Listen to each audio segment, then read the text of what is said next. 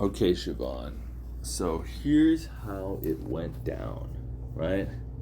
We started with a wind sweeping over the whole globe of Tiarun, and then across the continent of Cappyrnia Toth, the 6 countries: Unskild, Bourgogne, Rocinante, the Elvindel, Parvus, Liebenstag, Zamda, and landing in Elenia Toth, Greater Elenia, the country of Greater Elenia, and then across the landscape past the People's Cove and Falwith and all the other little villages and stuff, the copper mine of the Mussovers, landing in Elenia Toth, the capital city of Greater Elenia.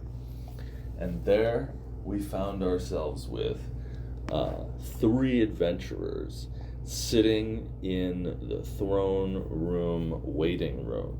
They'd been called there by the queen, Aoife, good Queen Aoife of Greater Elenia, and she had sent guards to each of their workplaces to stop them immediately from what they're doing, for them to gather their adventuring gear, and to meet at the throne room's waiting room.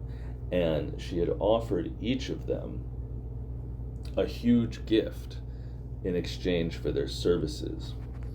There was a sailor named Una, who was an indentured servant who owed her captain tons of money, with her debt increasing, and she was offered more than enough gold to pay off her indentured servitude.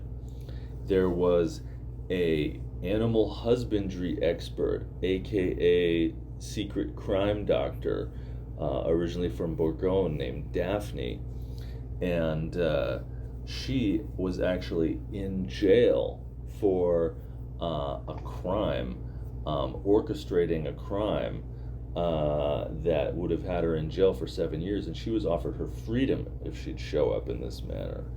And a young lady named Petra of the nobility was offered upward mobility within the nobility, and the 3 of them met in the throne room, where they waited and waited and waited and waited, and awkwardly made small attempts to talk to each other.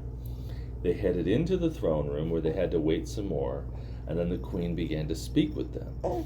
She told them that she needed them to go on a quest to return her kidnapped son, who's 16 years old, and she was going to tell them about a special way to track her son. And she told them that she couldn't trust her own guards with this. She needed outsiders. That's why she had chosen them. She was in the middle of saying this when when our adventurers noticed people sneaking into the throne room, seemingly to kill the queen. A team of assassins currently sneaking across the throne room, getting closer to the queen. I know, it's very unsettling. So a fight ensued. One of the assassins had a pistol. There were other that had bow and arrow. There was a caster. Daphne, turns out she's a cleric of Tactilius, who's the raven god, and she had like a little Tactilius raven love off with the bad guy caster. They had a big fight, and our heroes killed the supposed assassins of the queen, and the queen was acting all wishy-washy, saying, "Oh, help me, help me, help me."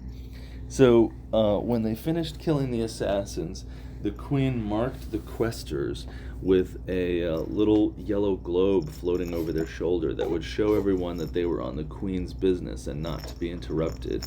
She thanked them, and she told them that they should stay in the Broken Plowshare Inn, and in the morning they should go on the quest to save the queen's son. Also, the adventurers noticed that the defeated assassins were all in their late teens, early 20s, very young people. and Petra got a knockback pistol, a pistol that when you shoot somebody, they fly back if they don't make a save. So that was pretty cool. So our adventurers gathered themselves, started to leave the castle, and as they left, they were approached by 2 messengers.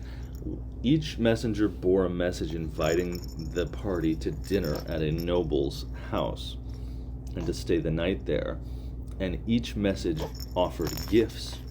One message was from House Dannil, which is known to support the queen, and one message is from House Mussover, which many know is secretly against the queen. The party talked about it and decided to go to House Mussover's invitation. They went over there, and it was very, very entertaining. Okay, so they went to House Mussover, and it was very funny because Una, the sailor, has no social graces whatsoever, and she's a half-orc. And Daphne has some social graces, but she's not a noble, and she was a bit out of her element. Petra was a noble, but she wasn't making a lot of attempts to noble it up, and she wasn't saying much. Wow, that was a great burp, honey. Good job, my 15-week-old baby daughter. So when they got in there, they were met by like maids with a tray full of little limoncello shots. Una drank all of them and belched. Daphne was afraid of poison, so she cast Detect Poison, which scared the crap out of everybody there. But Green Shanks, the butler, calmed everybody down, led the people up to their rooms where they would be staying the night, and everybody got settled in. Then a footman came up and asked them to come down, but they ignored him. And then they eventually decided to come down. They came out, and there was this awkward Irish maid who led them down to meet with Dannil Mussover in his study. Now, while they were in his study, which is very wooden and wood-covered and 1800s male vibe, Dannil Mussover, who kind of sounds like Jean-Luc Picard, a.k.a. Patrick Stewart, was asking them if they loved the value of copper and if they thought copper was useful. And the party members, none of them were saying that it was good. They were all like, duh, copper sucks, or copper, sure, copper. Turns out Dannil Mussover has his fortune from copper mines, so they were not doing a hugely good job of winning him over. Then he tried offering them cigars, and Una tried to take one, but she lit it very poorly with her low technology skill and ended up coughing everywhere. So, and with fire burning on the cigar. So they weren't making a good impression with the nobles. And they wanted to make a good impression with the nobles, little did they know, because they would get better gifts if the nobles liked them. So secretly said the DM to himself. They went to dinner. They were introduced to a ton of characters at dinner.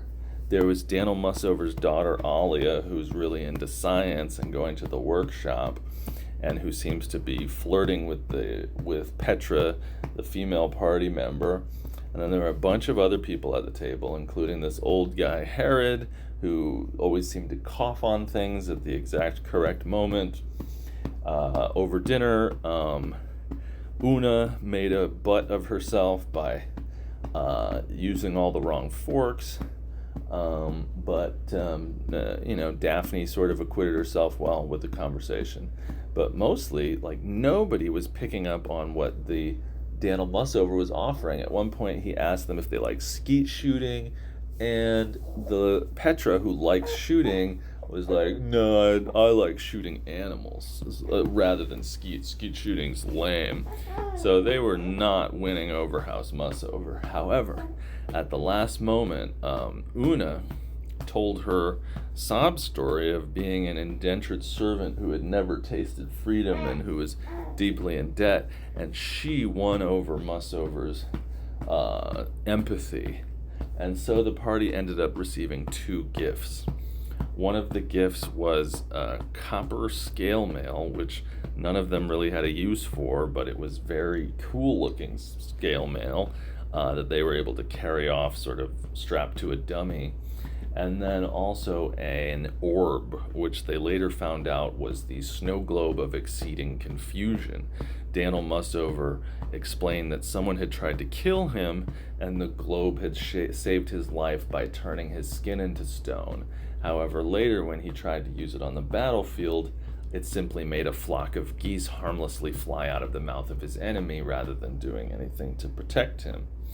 Una hung on to this globe and was really excited about it, and after dinner, everyone went up to their rooms, and Una tried out the globe. When she used it, she blinded everyone in the room. She blinded her friends, she blinded everyone but herself, with this big flash of psychedelic light that came out of the globe. And that was scary to them. So Daphne actually said that she would hold on to it for Una. Una blocked all the windows and the door, and then kept watch herself all night. She heard people laughing about them outside in the courtyard, and in the morning, she woke up completely alone. Both Petra and Daphne were gone, and it was only Una. Una has severe attachment issues based on her history with making all these friends on a sailing vessel and then being sold into indentured servitude with a second sailing vessel. So she was very upset that the newest friend she had just made had disappeared. However, she knew she needed to go back to the castle and investigate the prince's kidnapping. So that was what happened in session 1, my darling child.